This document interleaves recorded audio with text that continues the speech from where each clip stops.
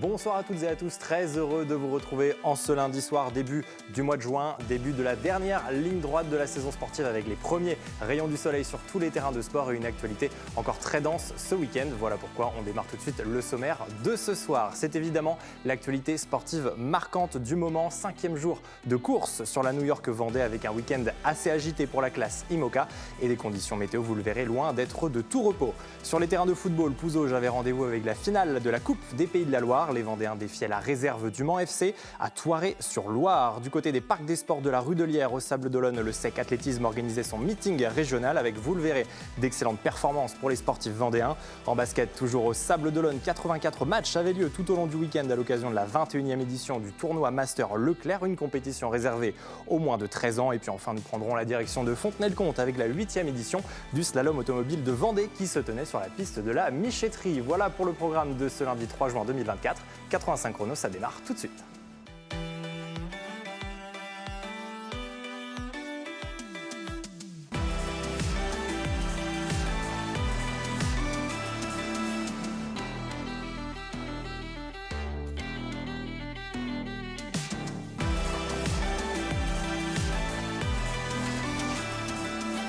Les 28 skippers de la New York Vendée ne s'attendaient probablement pas à un début de course aussi rude. Depuis le grand départ mercredi dernier, la classe IMOCA fait face à des conditions météo très instables. Chacun doit faire au mieux en succédant les manœuvres et les changements de voile. Et cela implique peu de temps de repos sur des concurrents à la recherche de leur second souffle après 5 jours de course. Au classement, 2 hommes figurent en tête et ont largué la grande majorité de la flotte. Charlie Dalin est leader. Le skipper Massif Santé Prévoyance a, semble-t-il, opté pour une option plus médiane pour passer les Açores. Juste derrière, Boris Herman sur Malaysia Sea Explorer a lui choisi une route très au nord, plus risquée.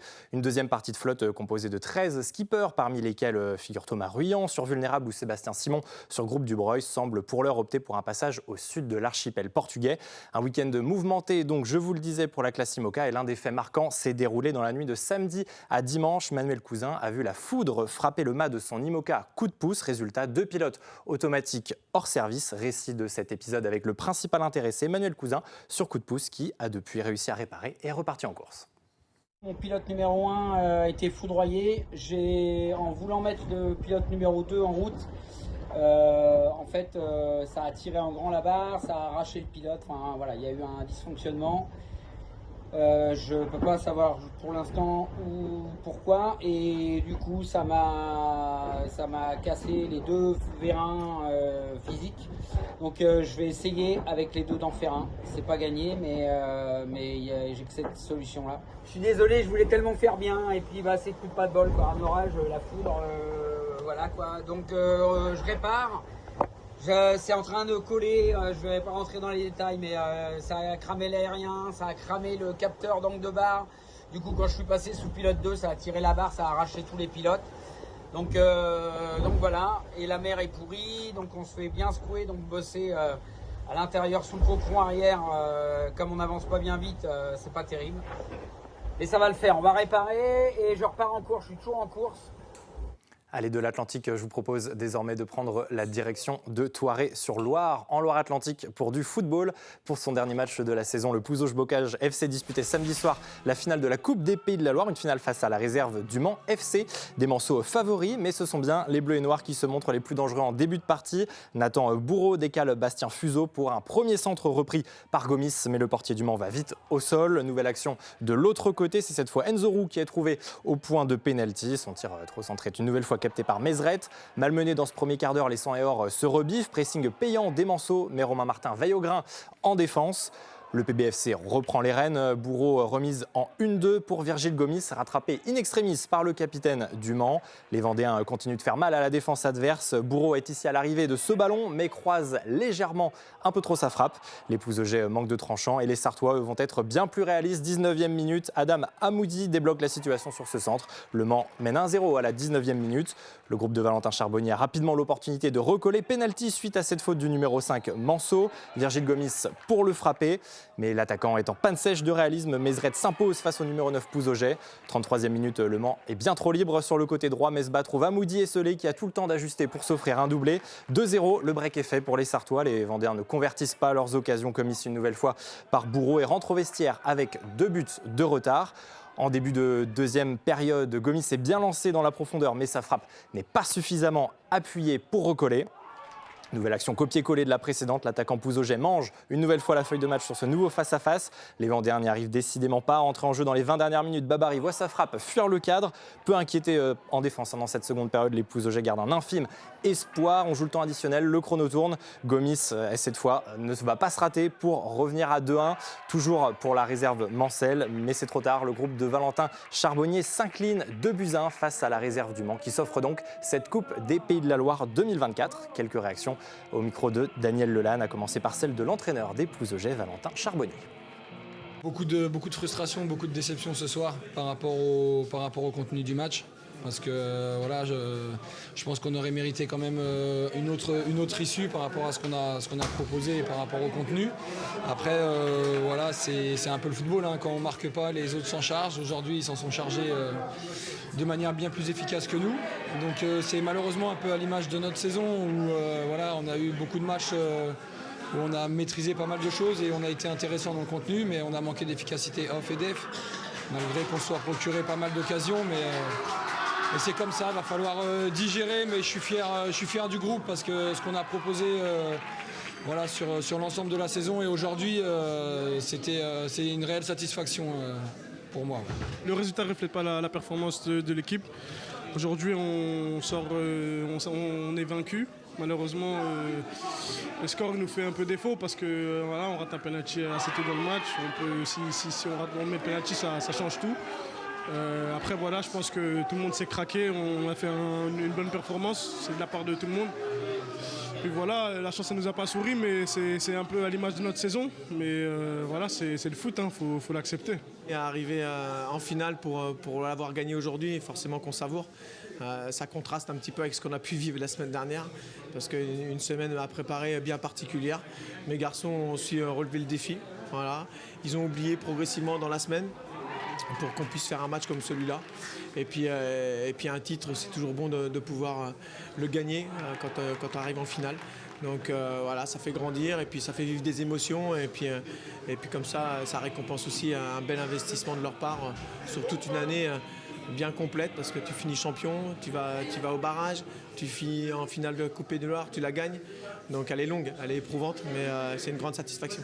Avant de passer à la suite et notamment à l'athlétisme, 2 résultats à vous transmettre. Le premier en ring hockey. La Vendéenne était samedi soir en déplacement en Savoie pour y affronter Aix-les-Bains. Les Lyonnais s'imposent 3-1 face à la Lanterne Rouge pour cette 21e journée de N1 Elite. Grâce à ce 6e succès de rang, les Rouges et Noirs sont désormais assurés de terminer à la 2e place. Objectif atteint donc pour le groupe de Marc Salicru qui recevra Lyon pour le dernier match de la saison. Ce sera samedi à l'Angelmière. Et puis un détour par une autre actualité sportive marquante. En tennis, vous le savez, le tournoi de Roland-Garros se poursuit.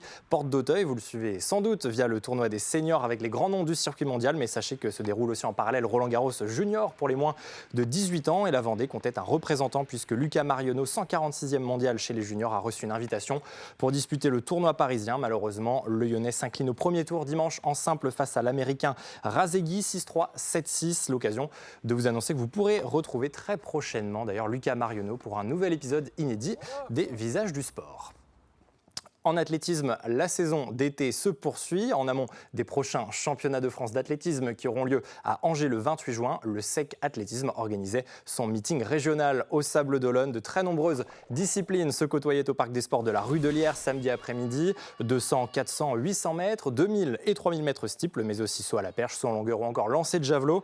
Et parmi les 500 athlètes réunis pour l'occasion, les Vendéens ont largement performé. C'est le cas notamment sur le 800 mètres avec la superbe performance signée Thomas Picard chez les garçons. Avec un chrono de 1 minute 48 secondes et 20 centièmes, l'athlète de l'Athlé Bocage Vendée s'empare du record du meeting et se hisse sur la plus haute marche du podium. Un podium d'ailleurs 100% vendéen puisque Hugo James, qui a lui aussi amélioré son record personnel, et Josué Lecadre terminent 2 et 3e. Sur le 2000 mètres steeple féminin, la victoire revient à Guillemette Vincent au finish. La licenciée de l'OVA l'emporte en 7 minutes 12 secondes et améliore de 7 secondes le précédent record de Vendée de la discipline. Et puis enfin sur le 3000 mètres, à noter la belle 2e place d'Anne d'Anaïs Chevrier. Pour l'OVA, chez les garçons, la distance a été marquée par la performance de Baptiste Guyon. Le licencié de l'AC Romorantin, multisélectionné en équipe de France, s'est logiquement imposé sur le 3000 mètres samedi. Au micro de Sandrine Pelletier, je vous propose d'entendre plusieurs réactions, les deux vainqueurs du jour, mais aussi Michel Bessonnet, le coprésident du SEC Athlétisme. On est sur un meeting régional, donc tous les clubs des Pays de Loire sont représentés, mais on a également des clubs qui viennent de la Bretagne, qui viennent au-delà d'Angers, qui viennent du centre. Donc on est ouvert vraiment à tous les clubs. Et si les athlètes viennent, c'est qu'il y a une forte densité au niveau des courses notamment. Et ils recherchent des performances pour des qualifications au championnat de France notamment. Alors la course, donc elle a été très bien emmenée par Enzo Joly, qui était lièvre sur 500 mètres. On est passé plutôt rapidement, on a dû faire un petit 52 aux 400 mètres et après il s'est décalé aux 500 mètres. J'ai laissé Josué Lecadre mener la course et à l'entame du 200, je me suis positionné en place de chasseur on va dire, et puis dernier 120 mètres, j'ai bien déboulé et puis ça s'est très bien passé avec un beau petit finish à la fin. Ça permet de valider les entraînements. J'ai pas fait énormément de vitesse, donc je suis plutôt content de voir que la vitesse est là sur 800. Là en ce moment je fais ma saison sur 1500 mètres, mais bon, être rapide entre guillemets sur 800, ça sert toujours sur un 1500 mètres, donc très content de valider les acquis sur 800 mètres. C'était dur, c'était mon premier, j'étais un peu dans la retenue par rapport aux barrières, savoir si j'allais encore avoir la force pour finir. Mais au final, ça s'est bien passé. Franchir un obstacle, ça prend beaucoup d'énergie. Et je me suis dit, est-ce que j'aurai encore la force à la fin de courir et de passer la barrière ? Je me suis pas trop rendu compte que c'était le dernier tour. Et aux 200 derniers mètres, je me suis dit, bon, allez, il t'en reste sous la pédale, t'y vas. Et j'y suis allée. J'en avais fait 2-3 fois en entraînement. On n'a pas beaucoup l'occasion de mettre de l'eau dans la rivière. Mais c'est agréable, j'aime bien cette discipline. Là, j'ai encore des compétitions pour en faire et je verrai, c'est mon objectif de juillet. Et puisque nous étions à l'instant au Sables d'Olonne, je vous propose d'y rester pour du basket. Cette fois, samedi et dimanche, le club des Sables Vendée Basket organisait la 21e édition du tournoi Leclerc Master, une compétition réservée aux basketteurs et basketteuses de moins de 13 ans. 28 équipes réunies tout au long du week-end. Et pour la première fois, le tournoi comptait davantage d'équipes féminines que masculines. Et nous suivions tout particulièrement hier dimanche les finales du tournoi à la Salle Océane. Chez les féminines, la grande finale de 2 périodes de 7 minutes chacune opposait Tours en noir à Cholet en rouge. Et après une entame de match timide de part et d'autre, Tourangelle et Choltaise se neutralisent à la pause, 6 partout. Un début de partie qui contraste avec la seconde période bien plus prolifique. Les jeunes pousses du Cholet Basket se détachent progressivement pour finalement s'imposer. Victoire donc de Cholet chez les féminines 24-10. Et puis place ensuite à l'ultime affiche chez les garçons. Et avec cette fois un représentant vendéen. Les Lyonnais de la CEPA, maillot noir et orange, affrontaient Le Mans Basketball en chasuble bleu. Dans une première période plus ouverte, l'équipe de La Roche prend les devants, plus 4. La CEPA mène 15-11 à la mi-temps, mais de retour sur les parquets, les Manceaux vont prendre le jeu à leur compte et notamment grâce aux très nombreux shoots primés de leurs jeunes meneurs avec le numéro 14. Résultat, ce sont les Sartois qui l'emportent 35-30 face aux Vendéens. Plusieurs réactions sur le parquet de la Salle Océane, les coachs respectifs des équipes vainqueurs ainsi que la vice-présidente des Sables Vendée Basket, Frédéric Romain. On les écoute au micro de Sandrine Pelletier. À l'origine, quand on a créé ce tournoi, en fait, c'est qu'il n'y avait pas du tout de compétition régionale pour les U13. Donc ça permettait justement de se confronter aux autres régions ou au national aussi. Et maintenant, voilà, il y a des compétitions régions, mais c'était le but, voilà, pour des enfants qui font du basket toute la journée. Alors les régions ne sont pas forcément de niveau équivalente au niveau de jeu basket, donc ça leur permettait de se confronter. Maintenant, c'est plus le cas, mais ils se confrontent aussi à d'autres équipes qui n'ont pas dans leur championnat, donc c'est bien. Cette année, on a trouvé un bon niveau basket, un très haut niveau basket, avec des équipes, si vous avez vu le dernier match, là, avec des tailles pas mal pour des garçons et filles de cet âge-là. Et puis, très bon enfant, c'est-à-dire bonne ambiance dans les salles, les parents qui encouragent. Il y a de la compétition, mais ça reste à leur niveau et des coachs qui savent gérer leurs équipes, donc ça, c'est génial. Un peu de stress peut-être, voilà, on a eu du mal à se libérer ou à se lâcher totalement, mais on savait avec mon assistant qu'on pouvait à tout moment lâcher les chevaux entre guillemets et être capable de faire une différence. Puis ça se conclut avec un 18-4 sur la deuxième mi-temps, donc franchement c'est très positif, mais c'est surtout grâce à elle. J'ai un groupe de filles géniales et franchement c'était la récompense de la saison, finir en beauté on va dire avec un super tournoi, on l'a fait l'année dernière. Et bah, ça s'est mieux passé que l'année dernière. On avait pour objectif de faire mieux. On a fini 6e. Bah, on repart avec le trophée, donc c'est super. Compliqué en première mi-temps. Compliqué, mais, mais le numéro 14 a sorti des gros tirs. Donc non, c'est top. Ça a conclu une belle saison. L'ambiance top, les tournois ça s'enchaînait vite, les gamins n'étaient pas fatigués, ça s'enchaînait, donc c'était vraiment top, c'était vraiment bien. Et puis en basket, toujours l'intersaison se poursuit pour le RVBC. Après avoir annoncé l'arrivée d'Emma Peytour et de Jade Phillips, La Roche Vendée Basket enregistre l'arrivée d'une troisième joueuse. Il s'agit de Diana Balayera, la pivot française de 28 ans, 1,91 m, arrive en provenance de Charnay. Charnay qui était promue cette saison en LFB. La semaine dernière, nous vous parlions de trottinettes électriques avec les championnats de France. C'était à suivre à Fontenay-le-Comte du côté de la piste de la Michetterie. Et bien, retour dans le sud Vendée sur cette même piste pour un autre événement, cette fois en course automobile. L'écurie du Marais organisait dimanche la 8e édition du slalom de la Vendée. Objectif, réaliser le parcours le plus rapidement possible et en négociant au mieux les différentes chicanes matérialisées sur la piste de 1083 mètres. Une piste sur laquelle s'est frottée la soixantaine de pilotes venus de toute la France. Pour eux, la journée d'hier était surtout l'occasion de grappiller des points pour la Coupe de France. Les meilleurs d'entre eux se retrouveront justement pour la finale de l'épreuve qui aura lieu dans le Gard à la mi-septembre.